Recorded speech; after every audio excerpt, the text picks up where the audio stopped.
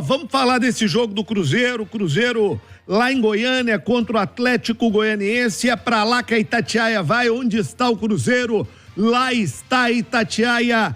Alô, Emerson Pansieri. Boa noite. Alô, João, um abraço pra você, boa noite, também pra quem nos acompanha no Bastidores, grande Ale Oliveira, tava aqui só ouvindo a resenha, gente, vocês não são fáceis não, viu? Cruzeiro tá aqui, concentração do Cruzeiro aqui em Goiânia, o time chegou há cerca de 2 horas, estávamos até na turma do bate-bola, fazendo aqui a turma do bate-bola ao vivo, a chegada do Cruzeiro, né, com essas imagens, e aí, João, vale a gente destacar uma coisa, você me perguntou no programa, se eu não tiver errado, foi de quinta-feira. Pansieri, você tá achando o clima mais leve? Você tá vendo diferença? Eu percebi uma coisa hoje muito legal nesse desembarque, inclusive tá no nosso site, tá no YouTube, tem imagem disso. E se a gente quiser também reproduzir pra turma lá da nossa Lab, olha só. Os jogadores pararam, tiraram foto, muita atenção, muito carinho ao torcedor, que retribuiu também esse carinho.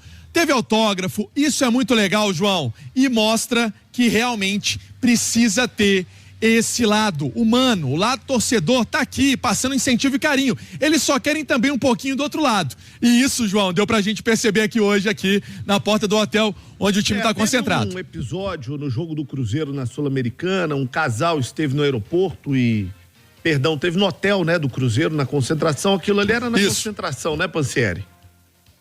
Exatamente, no hotel onde o Cruzeiro estava, o Hotel Sonesta, lá em Bahia do Par. As pessoas foram passando, os jogadores foram passando, aí ninguém parou, ninguém cumprimentou. A gente não pode julgar o comportamento de um elenco ou dos profissionais por um fato isolado, né? A gente sabe que o jogador muitas vezes é muito assediado, as regras dos clubes são cada vez mais rígidas. A gente sabe que de fato sempre tem alguém aqui, em qualquer clube do Brasil, um jogador que é mais perna, que não gosta de atender, que não trata bem as pessoas, mas de uma maneira geral, os jogadores atendem bem, eles param, eles dão autógrafo, eles dão atenção, e a gente não pode julgar o comportamento nem do jogador e nem do clube por um lance isolado. Eu até fico muito feliz, Pansieri, que você esteja trazendo essa imagem, porque mostra que aquele fato que acabou viralizando no jogo do Cruzeiro na Sul-Americana foi uma exceção, não é a regra, e que de uma maneira geral, até pelo seu depoimento, os jogadores cuidam muito bem desse patrimônio, que é o maior patrimônio que o clube tem, que é o torcedor, né, Pansieri? Exatamente, e todo mundo passa, fala com a gente, ouço a Itatiaia, sou de Minas e moro aqui, ou se não, sou goiano e sou cruzeirense porque tenho laços em Minas Gerais e sempre tô ligado em Itatiaia. Esse carinho também a gente recebe, e hoje os jogadores receberam também esse carinho dos torcedores. João, deixa eu trazer uma informação aqui, um pouquinho fora campo e jogo de amanhã.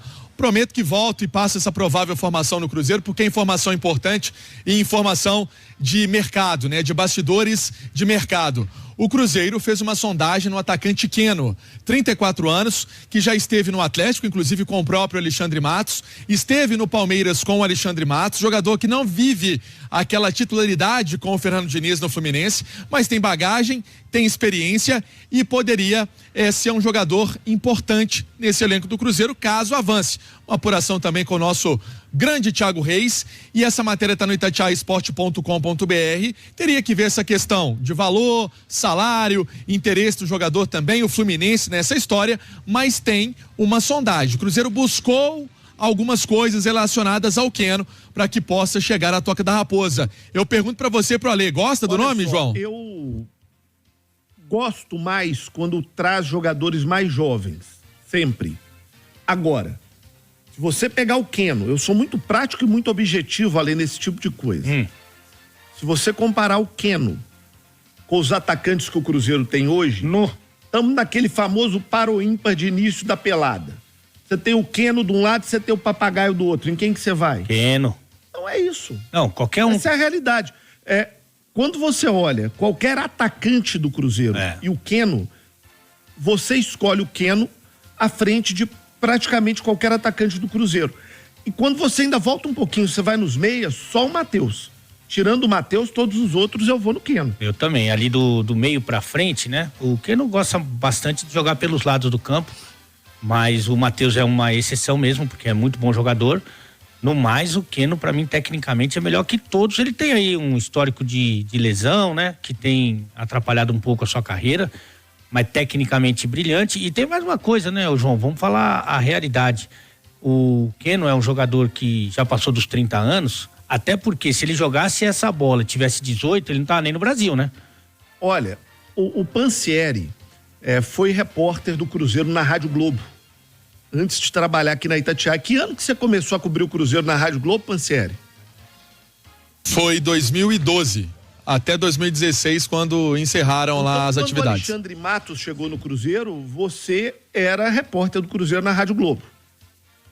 Então você vai me ajudar exatamente. aqui, porque quando eu vejo Cássio, quando eu vejo Keno e quando eu vejo Alexandre Matos, a gente vai ficando velho, vai tendo uma coisa boa que a gente passa a ser memória também, né? A gente passa a ter uma bagagem, um estoque do que aconteceu. Quando o Alexandre Matos assume o Cruzeiro numa situação muito parecida, o Cruzeiro tinha um elenco muito ruim que quase tinha caído no ano anterior. E aí o Alexandre Matos vai e contrata o Tinga, o Alexandre Matos contrata o Souza, atacante. Quem mais que ele contratou naquela época, Pansieri? Ceará e Borges. Eu acho que antes o Ceará e o Borges foram até na sequência, pro ano seguinte já. Mas no primeiro ano ele contrata um monte de jogador veterano. E aí eu perguntei pra ele o seguinte, aqui no bastidor, eu falei, ô Alexandre, mas como é que é essa aí? Você tá contratando um tanto de jogador mais velho, um tanto de jogador veterano? Ele falou o seguinte, olha, eu preciso contratar jogador que dá conta, jogador cascudo, jogador que aguenta pressão, jogador que ajuda a segurar o vestiário. Eu preciso contratar jogador que já passou por momentos difíceis e jogador que sabe o que é ganhar, sabe o que é vencer. E aí ele monta um elenco ali para aquele primeiro ano quando ele chegou, um monte de jogador cascudo e experiente, para aí no ano seguinte ele ir buscar peças que vinham se destacando no mercado. Aí ele vai e busca o Ricardo Goulart, que tinha ido muito bem no Goiás, ele busca o Everton Ribeiro, que na época estava onde? Curitiba. O Everton Ribeiro, do Curitiba. E aí ele começa a formar aquele time que vai ser campeão brasileiro de 13 Dedé. e campeão brasileiro de 14.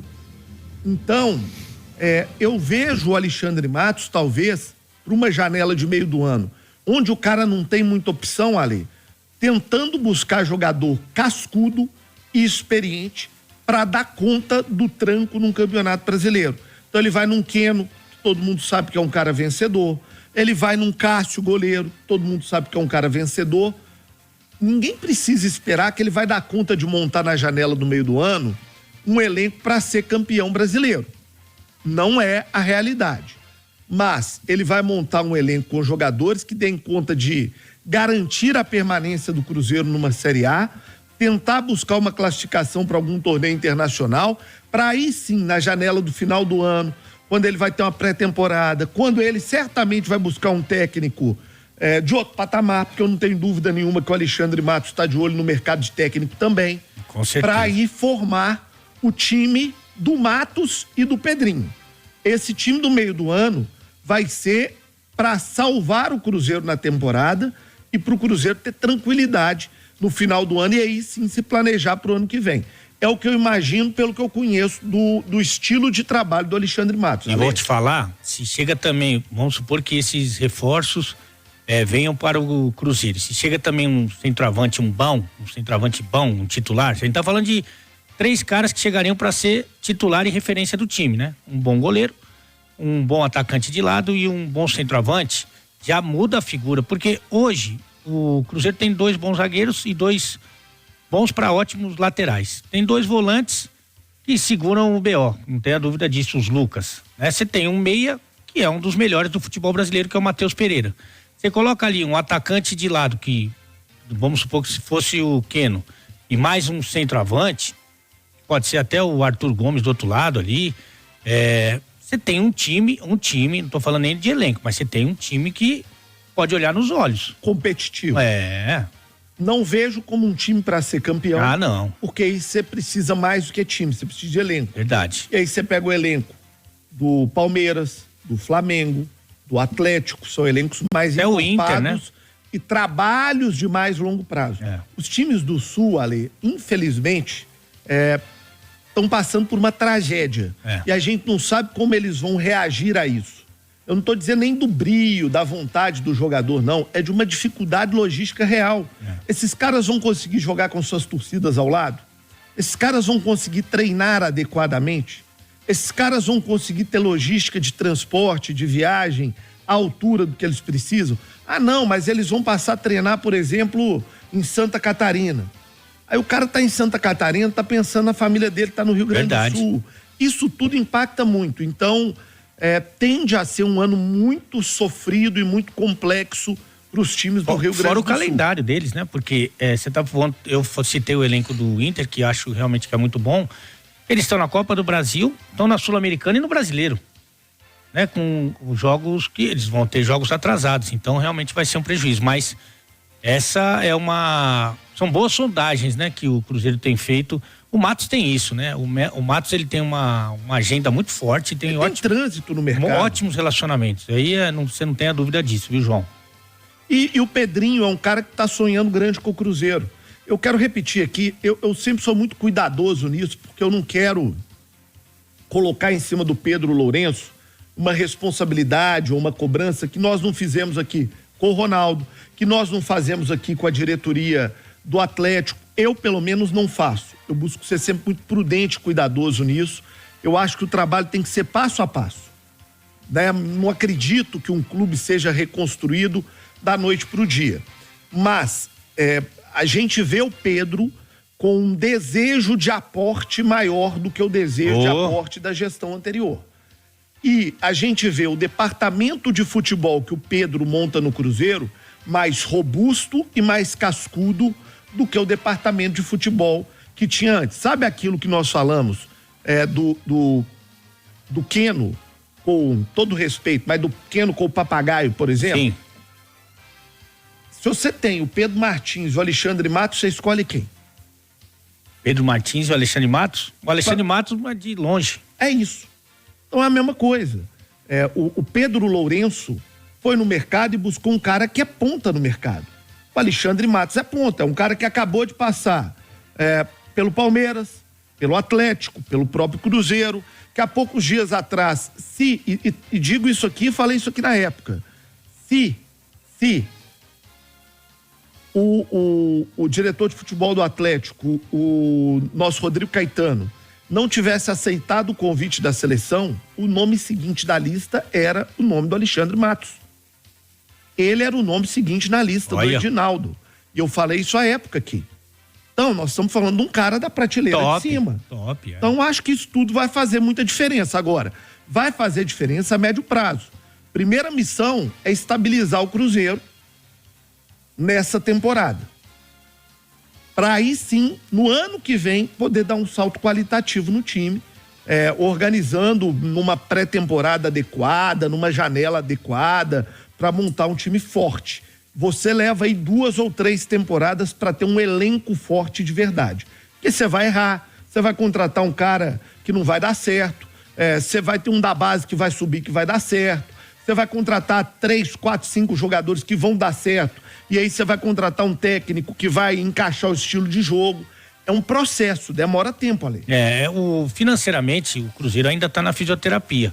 Mas a fisioterapia, João, já tem um aparelho mais novo, já tem uma música mais alegre, já tem uma iluminação melhor. Já tem um fisioterapeuta melhor. Já tem um bom. Então você já tem uma outra perspectiva, até porque, em termos de contratação do que o Cruzeiro sofreu ano passado, né? Risco de rebaixamento e tal. Em termos de contratação, foram pouquíssimos nomes que chegaram, né? E chegaram para fazer a diferença.